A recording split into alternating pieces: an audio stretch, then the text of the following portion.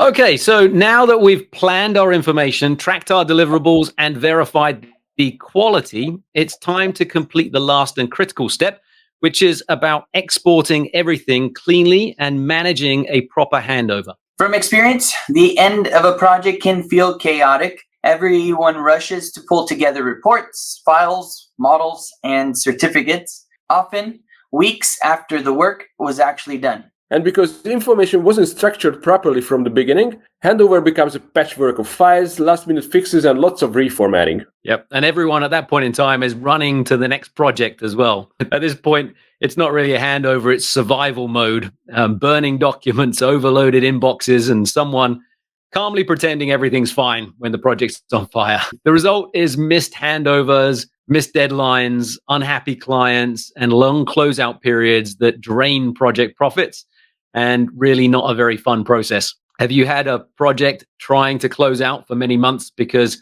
there were still things left on the checklist and you couldn't get that information over? It's difficult to keep people's attention right towards the end of a project, that's for sure. I think this happens so often that probably our industry believes that this is the way how it's supposed to be. This is the right way of closing a project, but I'm pretty sure this, especially looking at this picture, this is not how it's supposed to be. Yeah, exactly.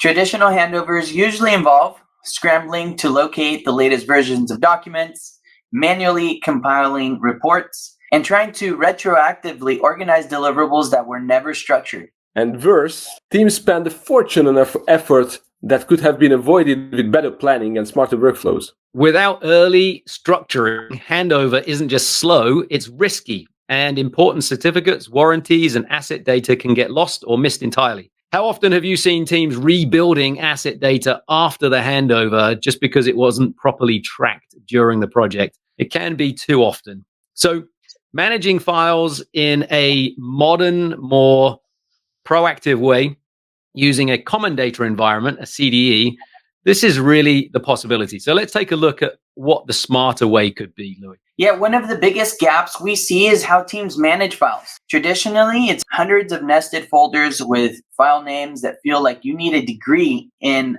hieroglyphics to decode. Especially when trying to comply with standards like ISO 19650, it often requires naming conventions so complex that people get it wrong anyway. That's why a modern common data environment, a CDE, must manage metadata, not just folders and file names. And the metadata should actually drive the file naming. So you can automate from the attributes, not by manually typing them. And then the files should be sorted with dynamic filters, not with static folders that take a lot of manual effort and time and can have a lot of problems and discrepancies. And then this metadata should also drive status changes. So you're not moving files manually between folders. They're actually moving automatically based on an approval workflow. And when a status changes, it simply moves automatically from one filter to another. Instead of traditional folders, modern systems like Plannerly use dynamic filters. Files are sorted automatically based on their metadata, who created them, what stage they're at, and what discipline they belong to. And if metadata changes, for example, a model moves from in review to approved, the file can automatically transfer to the right container and even sync with another common data environment. Yep, this eliminates the human error, saves a huge amount of time, and makes sure that the critical deliverables aren't lost or mislabeled. How many hours do you think could be saved if you're not always renaming to a very detailed naming convention and sorting files manually between folders? A lot, but I can imagine, a few minutes a day that it saves can add up to a lot of time across the project. Yeah, I think that the biggest part of using metadata to do all of this is that you don't have to really think about the naming convention and moving files. It's all a byproduct of that process. So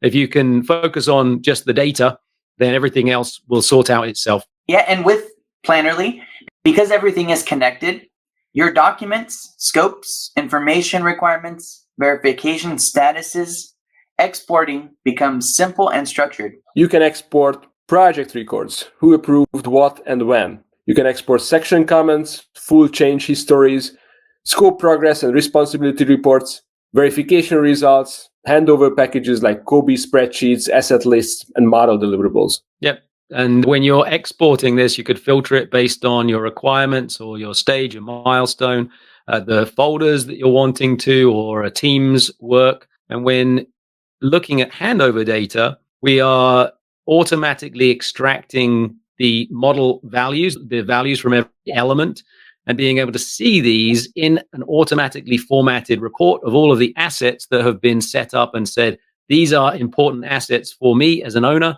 We're then automating that downstream process of collecting the data and exporting it.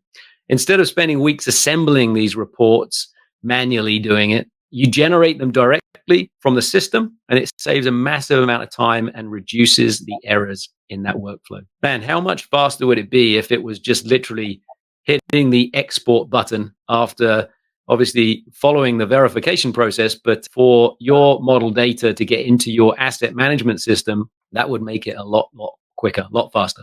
Definitely. And the key to a clean handover isn't just having reports. It's about delivering the right information in the right format at the right time. In Planoly, you can package verified models, finalized scopes, signed off documents, and asset information linked to specific building components. Yep. And because the deliverables are connected to the original information requirements, it's easy to prove that you've met the contractual obligations, which can speed up the payments, as we talked about earlier. If you have everything documented in a way that is agreed upon, and then you are delivering to it, and the automated checking kicks in, you can really quickly get paid for what you've done rather than having to try and prove through disconnected spreadsheets and manual processes. So as we've seen here, wouldn't it be better if we had handover meetings that were actually celebrating successful delivery rather than negotiating about all of the missing documents and all of the missing data that people are trying to search for at the end of the project? Wouldn't it be a better world if it was automated? So let's talk about the value of a structured closeout for a team. What do you see, Akosh? Well, I can tell you what happens without a structured handover process. So clients lose trust, closeout periods drag on for months, and teams lose profits trying to fix avoidable problems. Yep. So on the flip side, what we're trying to do is have a structured closeout so that the handover is much more seamless and projects close out faster, and the client receives clear and useful and usable information, everything that they've asked for. Teams can then confidently move on to their next project without all of that stress and hassle and requests coming from that last project they've worked on. Yeah, it's about closing the loop. Starting structured means finishing structured. Yep, and that's the ultimate goal of everything we've covered. From the first planning templates to the final handover packages, an integrated, structured, clear way to manage project information is imperative. And that's what we try to make super simple, because it's better for teams, better for clients, and better for project success. Absolutely. Absolutely. Thank you for learning with us throughout this course. We hope that you're excited to put some of these structured workflows into action. We think that these will help as you build better and more connected, integrated workflows on your projects. So congratulations. You've now completed the advanced course on integrated, structured project information management. We've covered the real pains that teams experience and how a better, more connected workflow can transform your projects from the inside out. It's not just about managing files or signing off documents. It's about setting up projects that build trust, deliver clarity, and achieve results. Yep. And now it's your turn. Take these workflows, apply them to your projects, and drive the change that's so badly needed in our industry. And remember, you're not alone. These are proven methods that some of the best teams around the world are already using to deliver projects smarter. Your next step is to download your certificate, claim your badge, and share it on LinkedIn so that we can celebrate with you. Really well done. And hopefully you'll be on to the next course. We've got lots of others that focus on delivering to ISO 19650 and also helping your team implement through developing a business case and more. We'll see you on the next course. Congratulations.